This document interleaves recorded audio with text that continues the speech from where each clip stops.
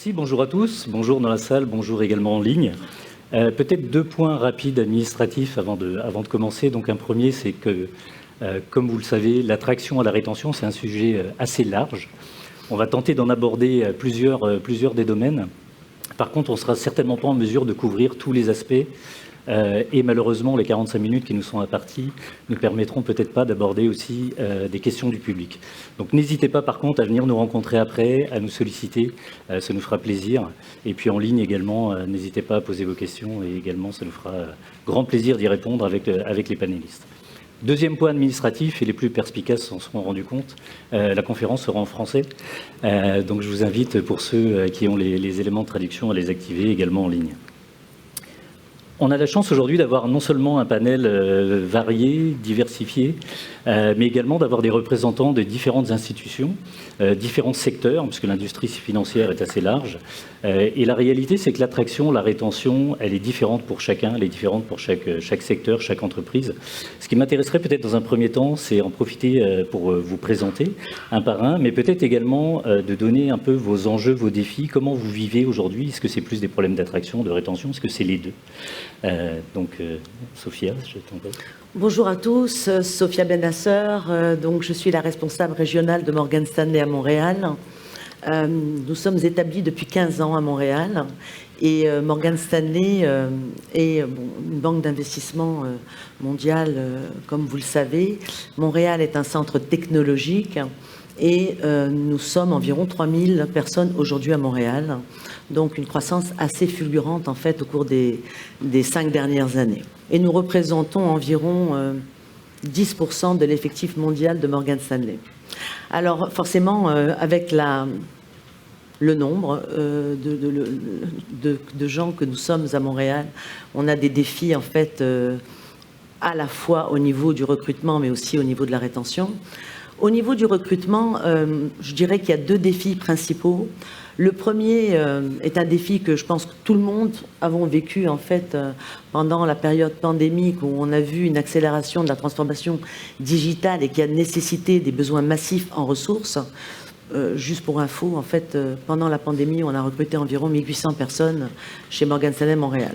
Donc, on s'est retrouvé dans un marché extrêmement compétitif, un marché complètement dérégulé aussi, avec des compagnies qui viennent recruter à Montréal, des compagnies à Montréal qui vont recruter un petit peu partout au Canada. Donc, c'est vraiment une compétition assez complexe et à tous les niveaux. Donc, et qui va créer bien évidemment un certain déséquilibre entre les personnes qu'on a recrutées et les personnes qui étaient déjà chez Morgan Stanley. Le deuxième défi en fait qu'on a au niveau du recrutement, qui est un défi en fait permanent, je dirais, c'est en fait nous avons souvent affaire à des candidats qui connaissent peu l'industrie financière, qui connaissent peu la complexité des marchés financiers et la complexité d'un stack d'une banque d'investissement. Donc on est tout le temps en mode formation, explication, pour pouvoir justement attirer nos candidats. Maintenant, au niveau de la rétention, 2 défis également. Le premier défi est bien évidemment de garder nos ressources qui sont expérimentées et qui ont justement la connaissance et l'historique en fait de Morgan Stanley. Ils ont été très impactés par la forte compétition qu'on a connue au cours des dernières années. Donc forcément, nous avons beaucoup à faire sur la rétention à ce niveau-là.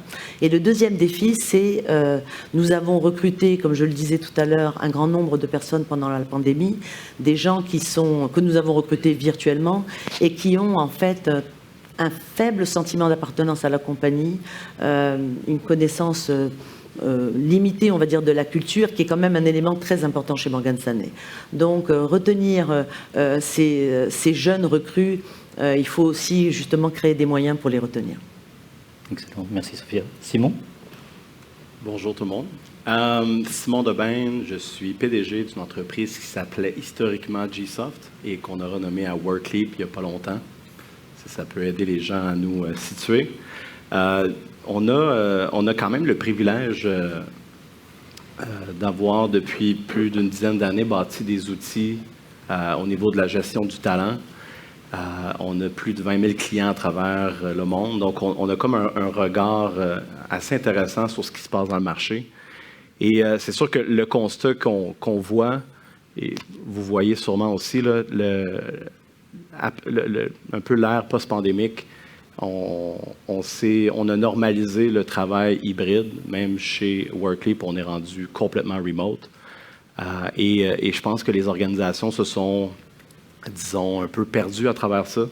Ça a forcé beaucoup d'entreprises à devoir se réinventer, repenser comment on vit la culture, repenser notre style de gestion, repenser comment on gère la performance, comment on communique. Et je pense qu'on est encore à la recherche de la bonne recette pour bien le faire. Et ça fait en sorte que les entreprises qui, historiquement, attiraient des gens pour certaines raisons, ont de la misère à le faire aujourd'hui dans ce nouveau contexte.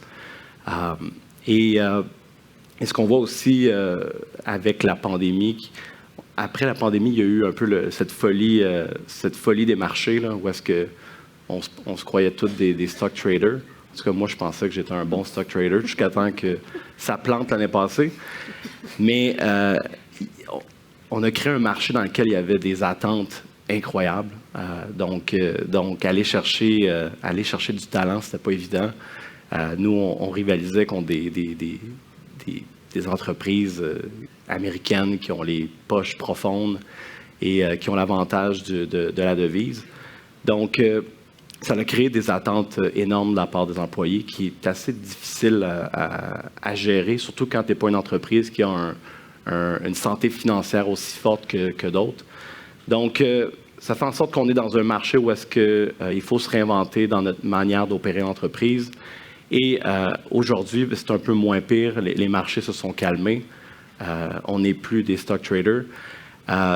Fait que il y a comme un équilibre aujourd'hui entre employeurs, employés qui est devenu un petit peu plus sain. Je crois que ça crée une meilleure conversation. Mais une chose est certaine, le bon talent va toujours rester difficile à aller recruter. Puis après ça, de le garder, je pense ce que j'ai remarqué là, depuis longtemps, et que je pense que c'est quelque chose je trouve qu'on passe pas assez de temps à faire, c'est vendre le rêve qu'on a comme organisation. C'est comme si il y a juste des belles entreprises comme SpaceX qui envoient des fusées dans l'espace qui avaient le privilège de pouvoir vendre un rêve, alors que je pense que chacune des entreprises ont quelque chose à vendre, ont quelque chose à offrir aux gens, et on passe pas assez de temps à articuler ces choses-là. Et c'est sûr que c'est difficile de garder les gens, de les garder excités à travailler dans votre entreprise si vous êtes incapable de vendre ce rêve-là. C'est sûr qu'à la base, il faut être capable d'offrir des conditions idéales, mais donner le goût aux gens d'être là, on passe pas de temps à le faire. Puis on maîtrise pas ce bout-là. Puis finalement, on devient une entreprise comme les autres. Puis finalement, les gens, aller là ou aller là, c'est quoi la différence? Fait que je pense qu'il y a un step-up à faire à ce niveau-là. Merci Simon. Oui. Alors Valérie, chez PSP, comment vous arrivez à faire rêver? Oui, Valérie Bergeron chez PSP. Depuis 9 ans maintenant, je suis en charge des technologies puis des solutions d'affaires aussi. On est discret dans le marché. Je vais parler un petit peu plus tard de notre défi qui en découle au niveau de l'attraction. Notre CEO a fait une allocution lundi soir au souper de début de FinTech cette année. Donc, pour ceux qui ne nous connaissent pas, on est un peu l'équivalent de la Caisse de dépôt et placement du Québec, mais pour le gouvernement du Canada. On gère, entre autres, le fonds de pension de 4 des grands groupes d'employés du gouvernement du Canada. Puis on vient aussi de se faire confier un nouveau fonds qui s'appelle le Fonds de développement du Canada aussi, qui sert à soutenir les initiatives de décarbonisation. Donc, moi, je trouve ça très engageant pour les gens, les nouvelles ressources qu'on rencontre quand on leur parle un peu de l'aspect environnemental de notre organisation. Donc, notre défi principal à nous, c'est au niveau de l'attraction. Je l'ai mentionné, on est peu connus. Quand les gens voient passer les offres d'emploi, parfois, ils passent tout droit, ils ne savent pas qui on est. Donc, Sophia l'a mentionné un peu, quand on ouvre la conversation avec eux, je pense qu'on doit vendre un peu notre organisation, les faire rêver, c'est bien dit, leur parler, mettre la mission de l'avant pour que les gens comprennent qu'au-delà du rôle sur lequel ils postulent, ils font partie de quelque chose d'un peu plus grand dans une organisation comme la nôtre. Au niveau de la rétention, ça se passe assez bien. Quand on réussit à avoir les talents chez nous, notre taux de roulement est quand même peu élevé, mais on ne s'assoit pas sur nos acquis. On est conscient que c'est fragile, surtout dans un monde comme celui actuellement qui est en grande mouvance là, puis en transformation. Merci. Nathalie? Alors merci, bonjour à tous. Nathalie Francisci, je suis la présidente exécutive pour Gallagher, qui n'est pas une compagnie de hockey, au cas où certains se demandent. Alors Gallagher est un des plus gros courtiers d'assurance au monde. Moi, je dirige la division pour l'Est du Canada qui est courtage d'assurance de personnes, donc tout ce qui est autour des avantages sociaux et du conseil en gestion des ressources humaines. Donc pour vous faire ça très très simple, ce que l'on fait chez nous pour nos clients, c'est la gestion du cycle de vie de leurs employés. Du début, donc du recrutement. Donc on fait du recrutement, on fait de la formation, du coaching, du développement du leadership. On offre des services de conseil en rémunération, donc on design des plans de rémunération. Et on accompagne également les employés de nos clients jusqu'à la retraite ou la transition de carrière. Donc on a vraiment l'ensemble du cycle de vie. Et pour répondre à ta question, nous, on sert essentiellement des clients qui sont des grandes organisations ou des moyennes entreprises. Donc, on a une vision vraiment très, très, très large de ce qui se passe, en tout cas au Canada ou dans le monde. Mais on est aussi un employeur qui devons faire face avec de l'attraction et de la rétention. Moi, ce que je rajouterais derrière attraction-rétention, c'est un défi d'adaptation. C'est pas nouveau, on en parle depuis des années. Il faut attirer des talents, il faut les retenir, etc. Avec les cycles économiques, on vit tous un petit peu, ça peut être plus intense, parfois moins intense, mais ce qui est important, c'est d'être capable de s'adapter dans un marché qui est en évolution de plus en plus rapide. Je vous donne un exemple, chez Gallagher, il y a une acquisition qui se fait par semaine. Ici au Québec, on a grandi, je dirais, l'offre de services et l'organisation a grandi avec 3 acquisitions dans les derniers, ça fait 2 ans et demi que j'ai pris la présidence. En 2 ans et demi, 3 acquisitions. Alors, le défi, c'est attirer, retenir. En fait, le défi, c'est s'adapter et intégrer. Et ça, c'est ce que vivent aussi beaucoup d'entreprises qui sont en mode croissance. Comment on fait ça ? Comment on arrive à s'adapter, puis à intégrer et donc à retenir ? C'est, moi, je pense, avoir une bonne culture d'entreprise, mais s'entendre sur une définition commune de nos valeurs. Parce que tout le monde a les mêmes valeurs, tout le monde vive la collaboration, on vend ça à nos employés, on vend ça très bien, le respect, etc. Mais qu'est-ce qu'on met les mots derrière ? Qu'est-ce qu'on fait ? Alors, l'aspect culture et valeurs, c'est très très important. Les standards, c'est quoi nos standards dans notre entreprise ? Est-ce qu'on nous répond dans la minute ? Est-ce que ça prend 24 heures ? Est-ce que le standard, c'est je peux venir en running, ou il faut absolument que je mette des talons hauts, ou je viens en habit ? C'est quoi nos standards et le rythme ? Et dans quel genre de rythme on est ? Est-ce qu'on est dans un mode start-up où ça va vite, on n'a pas le temps c'est une course contre la montre ? Est-ce qu'on est une plus grande organisation qui est sur une maintenance, en fait, où on est en mode, je ne veux pas dire cruising, mais quasiment. Là, ça peut arriver aussi. Ou, pire des cas, on est en mode redressement. C'est le genre de questions qu'il faut se poser, que nous, on se pose. Nous, on est plutôt en mode croissance. Mais c'est les questions avec lesquelles on amène nos clients à réfléchir, effectivement, pour les aider à dessiner des programmes et à mieux répondre je dirais, aux défis d'aujourd'hui, d'avoir des employés qui ont 20 ans, 22 ans, jusqu'à des employés qui ont 70 ans. Moi, j'ai une employée qui a 22 ans et j'ai un employé qui a 70 ans. Puis, quelque part entre les deux. Leur réalité peut être différente. Mais c'est très intéressant, tu as amené un aspect qui est l'évolution, l'adaptation, parce qu'on l'oublie parfois, mais la réalité, c'est que nos entreprises évoluent rapidement. Peut-être une question pour toi, Sophia. Tu mentionnais, donc vous avez été un employeur, je pense, un des plus actifs, on va dire, dans le recrutement pendant la Covid. Mais au-delà de ça, vous avez aussi une réalité de retenir les gens. Et retenir les gens, ça passe aussi par leur trouver des opportunités de croissance, des opportunités de développement professionnel, d'évolution. Est-ce que vous avez développé des stratégies un peu particulières par rapport à ça? Et est-ce que vous êtes en mesure de voir si celles-ci ont eu un impact justement sur la rétention? Définitivement. Alors, si on va, il faut aller au-delà en fait de tout ce qui est rémunération, avantages sociaux.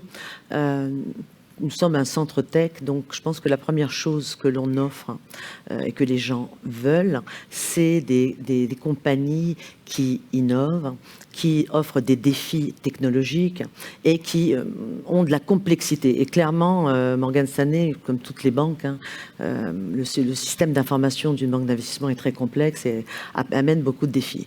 Donc, c'est vraiment ce sentiment d'être dans un environnement réellement où on apprend en permanence, on forme, on est en permanence en train de former nos employés aux différentes technologies et on gère quasiment toutes les technologies qui existent. Donc, c'est le premier élément. Le deuxième élément qui est en lien, c'est justement aller un petit peu au-delà en ce qui concerne la culture d'innovation. On a mis en place, il y a quelques années, un lab d'innovation à la disposition de tous nos employés technologiques, en technologie, et on permet, en fait, on encourage en fait les gens à déposer des projets. On a aujourd'hui plus de 280 projets qui sont innovants. On a aussi des employés qui obtiennent des brevets. Ça, c'est très important, en fait, surtout quand on est en technologie, d'être justement reconnu et d'avoir quelque part une reconnaissance globale. Donc, vraiment, l'aspect d'innovation. D'ailleurs, Morgan Stanley a été élu cette année parmi les 100 meilleures compagnies, c'est Best Workplace for Innovator. Donc, la est première en fait dans la catégorie banque et finance. Pourquoi ? Parce qu'elle offre, d'abord, elle met à la disposition de ses employés la possibilité d'innover, mais elle aussi fait des partenariats avec des compagnies tech innovantes et je parlerai simplement du dernier en fait accord qui a été fait entre Morgan Stanley et OpenAI pour justement développer tout ce qui est aspect GenAI. Donc vraiment l'innovation. Le deuxième élément, c'est la culture d'entreprise. Juste pour donner quelques chiffres en fait, parce que on se rend compte qu'on a fait un sondage récemment, 92% de nos employés à Montréal sont fiers de travailler pour Morgan Stanley, ce qui est quand même formidable. Et si je regarde nos directeurs exécutifs, plus de 65% d'entre eux ont 10 ans d'ancienneté et plus dans la compagnie, et c'est environ la moitié de nos officiers qui ont plus de 5 ans et plus.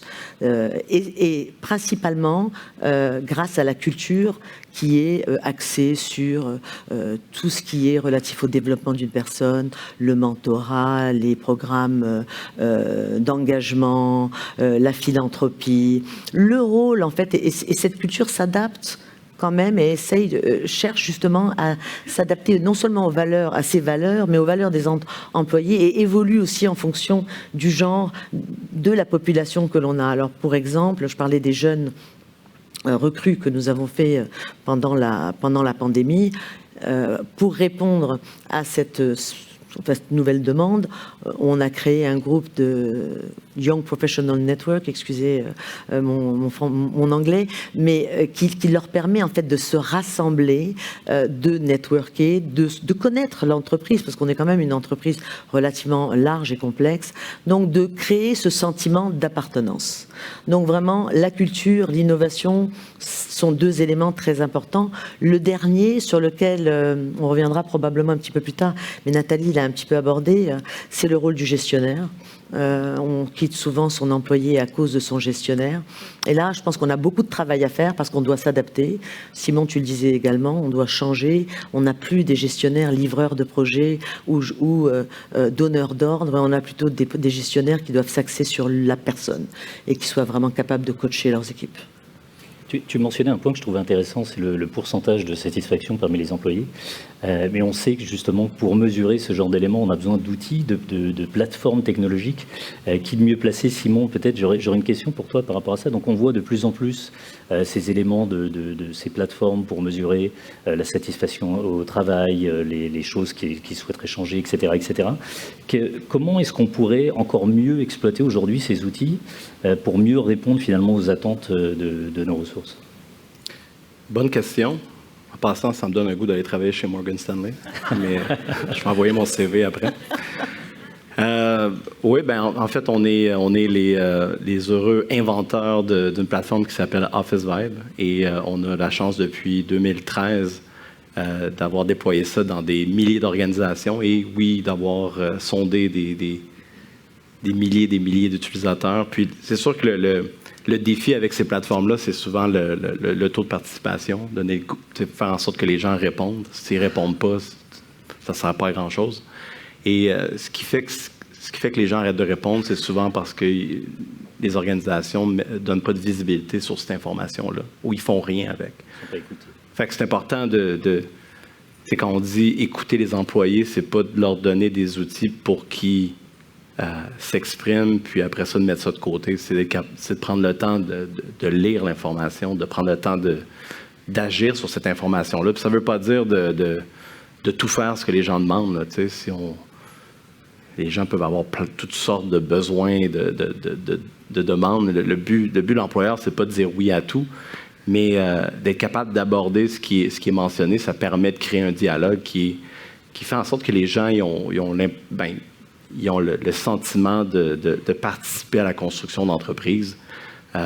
Puis aujourd'hui, surtout avec le travail hybride, d'être seul à la maison devant son ordinateur, disons que le sentiment de se sentir seul, isolé, et les chances sont beaucoup plus grandes. Fait que d'avoir une manière de donner une chance aux gens de s'exprimer puis de montrer qu'ils sont écoutés.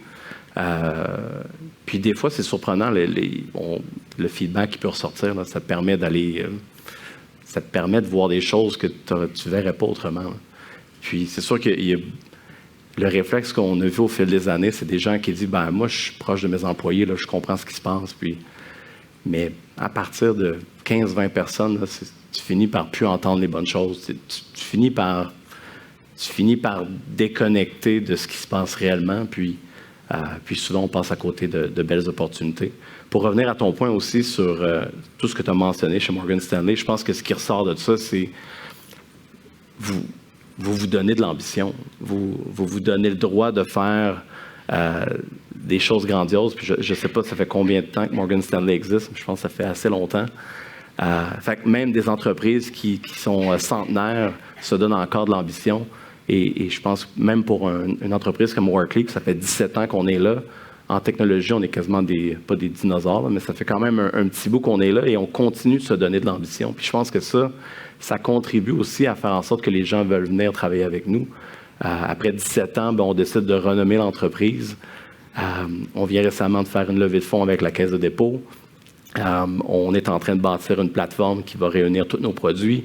On vient tout juste de sortir un nouveau produit. On a fait une acquisition en début d'année.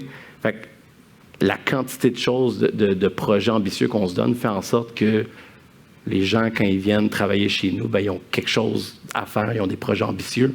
Et ça leur permet d'évoluer puis de sentir qu'ils participent à quelque chose de plus grand qu'eux. Et je pense que toutes les entreprises devraient se permettre de faire ça. Fait que, tantôt, j'entendais des entreprises qui sont plus en mode maintenance. C'est sûr que ça arrive, mais c'est souvent les entreprises qui se font remplacer par d'autres.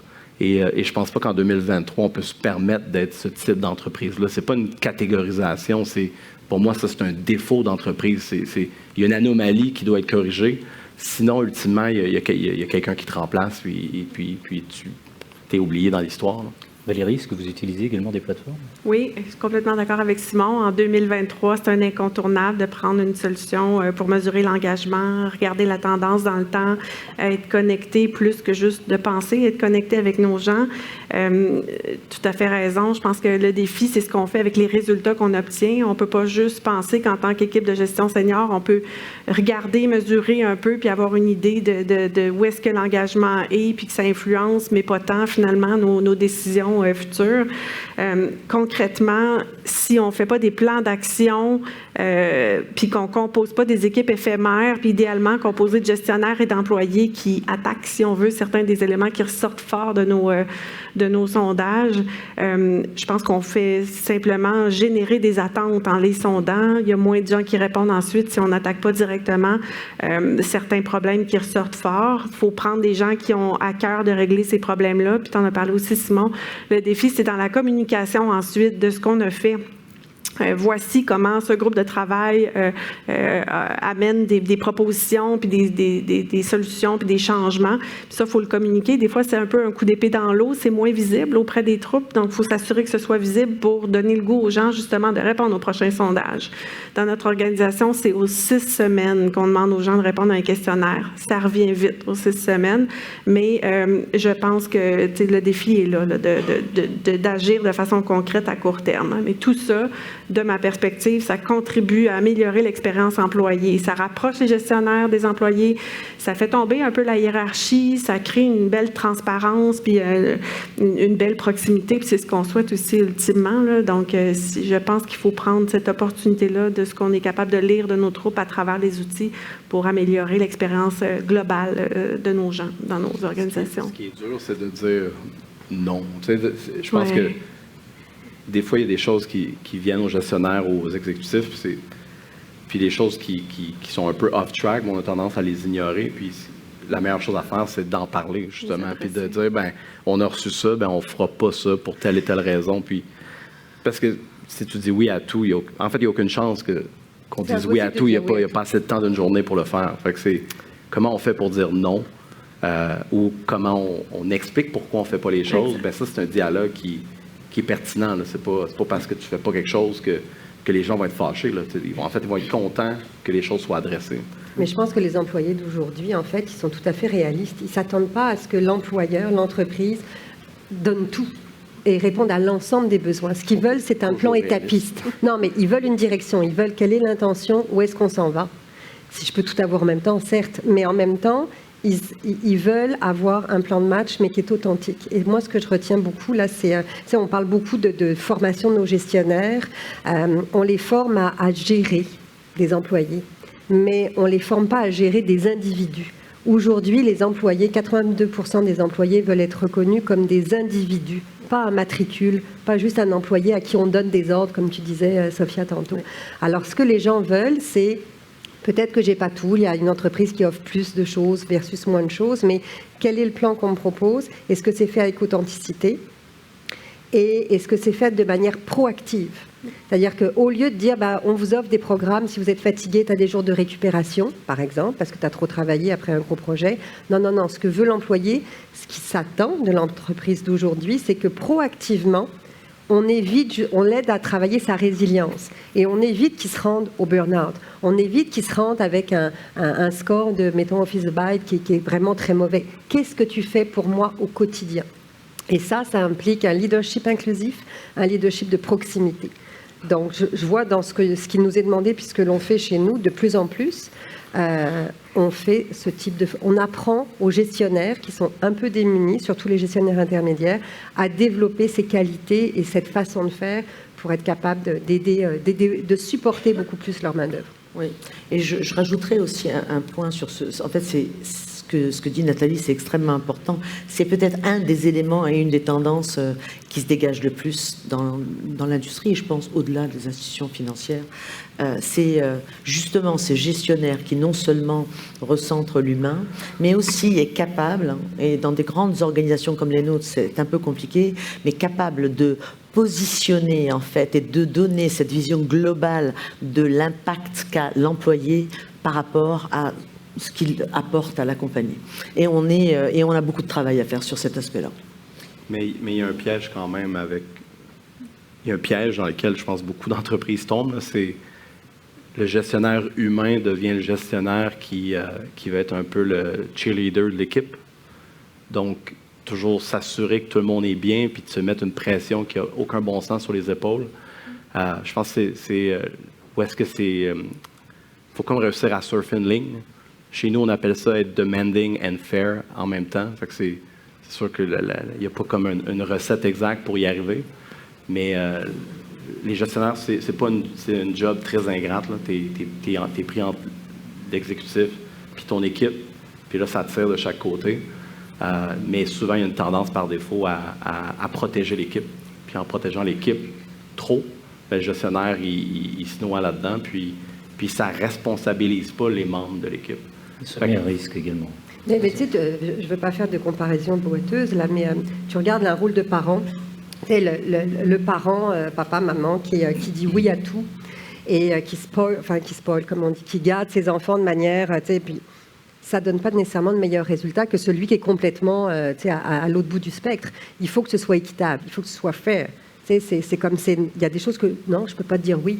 C'est la même chose un peu avec les employés. C'est-à-dire que les gens savent qu'à un moment donné, il y a des limites. Il y a des limites. Mais il faut l'expliquer et il faut être capable d'avoir le courage aussi de dire actuellement, ça, je ne peux pas donner suite à ça, mais voici pourquoi. Voici pourquoi. Si tu l'expliques, si tu donnes une raison valable et que ce n'est pas juste du fake ou du marketing pour cocher des cases, là, ça va avoir du sens. Là, tu vas avoir l'engagement de l'employé. Justement, tu parles de gestion. Comment est-ce que, par exemple, dans ton périmètre, comment est-ce qu'on gère l'équilibre finalement entre le bonheur des employés, entre guillemets, et la raison d'être de beaucoup de nos institutions, qui sont quand même de faire des revenus et du profit. Donc comment on gère cet équilibre? Comment tu le gères au quotidien? Comment je le gère ou comment on le gère chez nos clients, je vais commencer par...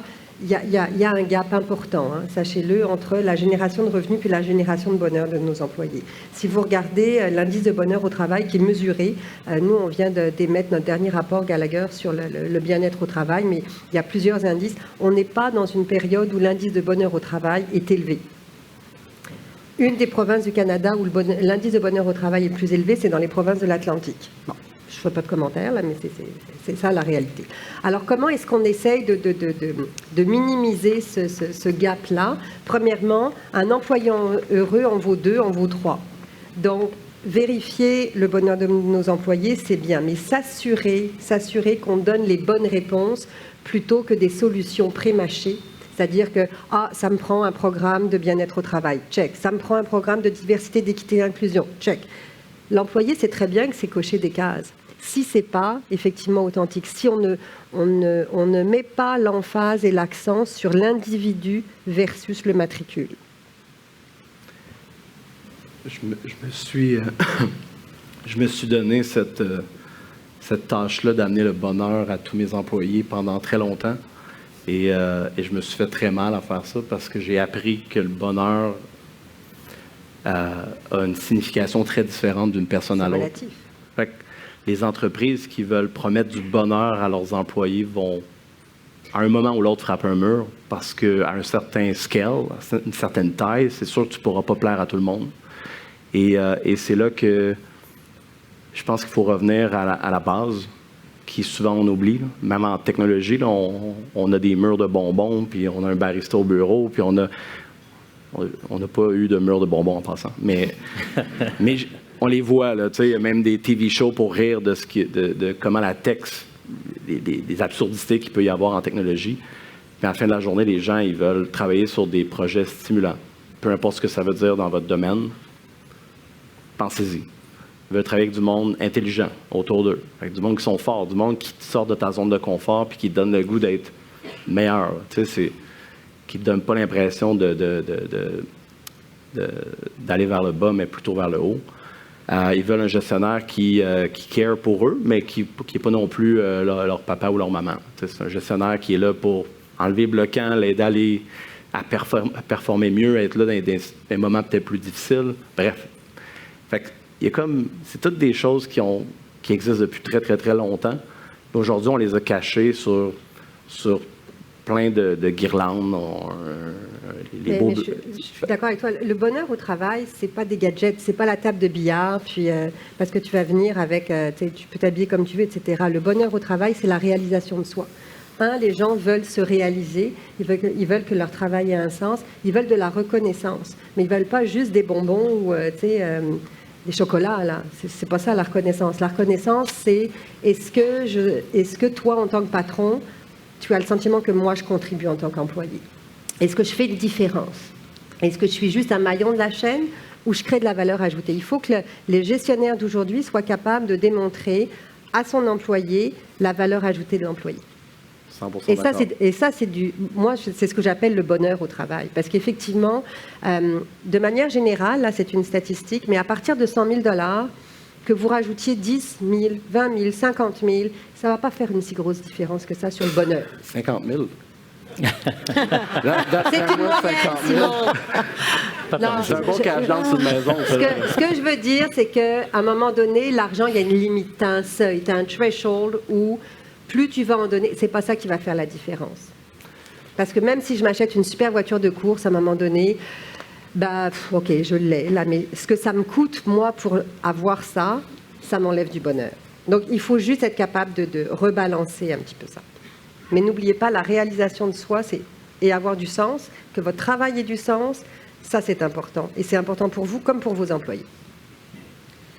Peut-être, je vous l'avais indiqué, hein, c'est un sujet assez vaste et on peut en parler pendant très longtemps. Peut-être, moi, ce qui m'intéresserait, puis un dernier tour de table là-dessus, qui serait un petit peu basé, on est au Forum FinTech, donc il y a des évolutions, on sait, il y a des changements technologiques, organisationnels, structurels qui arrivent dans les différentes organisations. Chacun fait face à ces défis.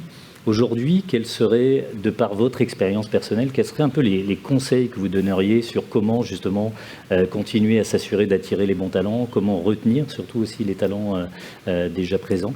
Un petit peu, quels sont vos 1, 2, 3 conseils que vous auriez à partager? Peut-être Sophia? Alors, en tendance et conseils, je dirais que pour le moment, la plus grande tendance, et j'ai vu qu'il y avait un panel dessus cet après-midi, mais bien évidemment, le Generative AI va avoir un impact massif au-delà des institutions financières, mais en particulier sur les institutions financières. On le voit déjà, les grandes banques ont des projets pilotes. Morgan Stanley est une des premières, en fait, à déjà lancé son projet. Et en fait, qu'est-ce que ça va générer aujourd'hui? En fait, ce qu'on voit, c'est que ça va générer d'abord une forte amélioration de la productivité ça va nécessiter aussi de la part des entreprises un upskilling de ces ressources existantes, mais aussi une formation continue des ressources qu'elle va recruter. Maintenant, au niveau de la rétention et de l'attraction, bien évidemment, plus on est innovant, et on le disait, travailler avec des gens intelligents, avoir des projets innovants qui permettent justement d'être toujours en fait à la pointe de technologie, plus on est attirant et surtout plus on est capable de développer et de former, plus aussi on va garder nos employés. Je pense qu'aussi l'impact que ça va avoir, bien sûr, juste une citation en fait qu'on m'a donnée cette semaine, qui est un de nos CIO, Morgan Stanley, qui a quand même comparé le Gen AI à l'avènement d'Internet. Donc je pense qu'on a encore beaucoup à comprendre pour voir un petit peu quels vont être les impacts à la fois moyen terme et long terme. Mais donc dans ce contexte-là, avec cette amélioration de la productivité où les gens vont justement avoir plus d'impact en fait par rapport aux projets qu'ils mènent ou par rapport aux livrables qu'ils ont à faire, aux systèmes d'information sur lesquels ils travaillent, ils vont se sentir plus valorisés. On va être dans un processus où je ne pense pas on va recruter comme on l'a fait les dernières années, puisqu'il va falloir qu'on upskill nos équipes, mais ce sera plutôt la mobilité qu'il va falloir qu'on développe. Pourtant, ça existe, ça a toujours existé la mobilité, mais je pense que c'est un modèle qui n'est pas assez poussé dans les compagnies, et même dans les grandes compagnies telles que la nôtre. Intéressant. Simon, peut-être? Il y en a beaucoup. J'essaie de revenir à l'essentiel, mais... Je pense que ce qui a été assez payant pour nous, c'est la flexibilité au travail. C'est en ce moment, il y a une tendance à ramener les gens au bureau. Puis je sais que c'est inconfortable quand on ne voit pas les gens, mais je pense que les entreprises... Parce qu'il y a toujours eu des entreprises qui étaient un petit peu plus marginales, qui ont été remote depuis longtemps, puis ont vraiment créé des cultures incroyables à le faire comme ça. Puis aujourd'hui, là, on est tous un peu touchés à devenir soit remote, soit hybride. Fait que ceux qui vont crack the code, je crois qu'ils vont avoir la capacité d'aller recruter le talent qu'ils ont besoin pour réussir, et j'y crois fermement. Sinon, je déploierais Office Vibe. Et l'idée, c'est d'être à l'écoute, d'impliquer les gens dans ce projet-là qui est le vôtre, qui est votre entreprise, de donner le sentiment aux gens qui font partie de quelque chose de grand. ça revient à faire rêver les gens, les faire travailler sur des projets qui sont stimulants et un environnement de travail moderne, utiliser la technologie, la collaboration par courriel, ça existe encore. C'est comme s'il y avait un tas d'outils que les gens attendent quelque chose, un moment ultime pour les utiliser, mais il y a de la technologie qui peut vraiment rendre l'environnement de travail stimulant. Et aujourd'hui, ça devient une condition pour que les gens viennent travailler avec vous. Fait que c'est soit vous le faites, et les gens viennent, ou vous le faites pas, et ils vont ailleurs. Fait que c'est un choix à faire. Mais pas mal ça. Merci beaucoup. Valérie, peut-être un mot? Oui, de mon côté, 2 grands points à retenir. Ça a déjà été un peu mentionné, là, ChatGPT, OpenAI, les outils Copilot vont voir changer, si on veut, les compétences qui sont valorisées aujourd'hui. Je donne un exemple. Quelqu'un dans votre équipe qui est excellent pour envoyer des communications à l'écrit, pour faire des présentations PowerPoint, va voir tout d'un coup ses collègues devenir aussi bons que lui dans quelques semaines à peine. Donc, il va falloir commencer à réfléchir à un moment donné. On va niveler vers le haut à plusieurs égards. Autant, c'est pas un robot, puis c'est pas ChatGPT qui va parler, puis être éloquent, parler à notre place. En tout cas, pas déjà, pas à ce point-ci. Mais il y a des compétences dans certaines de nos équipes qui étaient très valorisées aujourd'hui, qui vont devenir beaucoup plus communes tout d'un coup. Fait que je pense qu'on va devoir opérer une espèce de changement, puis se demander, puis ça avait été dit au début, se demander ce qui est important pour nous aussi à ce point-ci, maintenant que tout le monde est rendu bon dans certaines compétences clés, puis je ne pense pas qu'on avait vu ça venir aussi rapidement. Ça, c'est un point que je pense qui est important à retenir. Puis ensuite, on le dit souvent, là, authenticité, proximité. Il y a quelque chose que je fais de plus en plus, puis que je sens qui interpelle beaucoup les gens qu'on recrute, c'est que quand je recrute une candidate, un candidat, une candidate, je projette cette personne-là plus loin dans mon organisation. Je ne pense pas juste au rôle pour lequel je convoque ou je vois la personne. J'y réfléchis, j'essaie de penser en termes de, on le dit souvent, de mobilité, mais est-ce que je vois la personne dans d'autres rôles transversaux, verticaux parfois aussi? On peut voir que la personne pourrait être prête à prendre un rôle plus senior dans les prochains mois, prochaines années. Puis je le partage aussi avec le candidat ou la candidate que je rencontre quand c'est quelque chose quand même de concret. Voir les perspectives. Oui, donc la personne qu'on rencontre qu'on voit plus loin que juste le rôle à court terme qu'on veut leur confier. Puis ça, c'est en mettant aussi la mission de l'organisation de l'avant, puis en interpellant la personne personnellement, puis que les gens constatent qu'on se soucie d'eux à un peu plus long terme que juste le job auquel on pense de façon imminente. Très bon conseil. Et très engageant aussi. Merci Valérie. Nathalie, en quelques mots? Oui, quelques mots avec le temps qui me reste, mais je veux pas, parce que je suis assez d'accord avec l'ensemble des choses qui ont été dites là, peut-être essayer de bonifier un peu ou d'ajouter quelque chose. Penser à des avantages à la carte. Nous, on le voit beaucoup chez Gallagher, de plus en plus, des programmes d'avantages sociaux ou de formation, de développement qui sont beaucoup plus à la carte plutôt que ce que je dirais plain vanilla, c'est-à-dire one size fits all. Alors, être capable de répondre aux demandes individuelles des employés et de leurs besoins. Deuxième chose, quand tu parlais, Sophia, de upskilling, une des choses dans votre industrie, la fintech, qui est essentielle, c'est retenez que vos employés veulent sortir de leur zone de confort. Ils veulent essayer de nouvelles choses. Ils veulent que vous veniez les chercher pour des compétences qu'ils n'ont peut-être pas et qu'ils vont développer. Donc, assurez-vous de leur offrir des opportunités de formation, de développement de carrière qui ne sont pas nécessairement dans le chemin traditionnel. Tu parlais, Valérie, de carrière transversale, diagonale, peu importe. Il n'y a pas juste un chemin. Alors, je pense que cette ouverture d'esprit-là, pour vous, elle est absolument essentielle. Donc, concrètement, ça peut peut-être passer par des programmes de ce qu'on appelle pay-off dans votre industrie, c'est-à-dire que tu es payé, mais pour aller te développer une nouvelle compétence, pour le futur, justement. Merci beaucoup. N'hésitez pas à venir voir, déjà remercier nos panélistes, merci beaucoup pour votre participation. Merci Alexandre. Merci. Et également, n'hésitez pas à venir nous solliciter par ailleurs, soit directement, soit en ligne, ça me fera plaisir de répondre. Merci. Merci.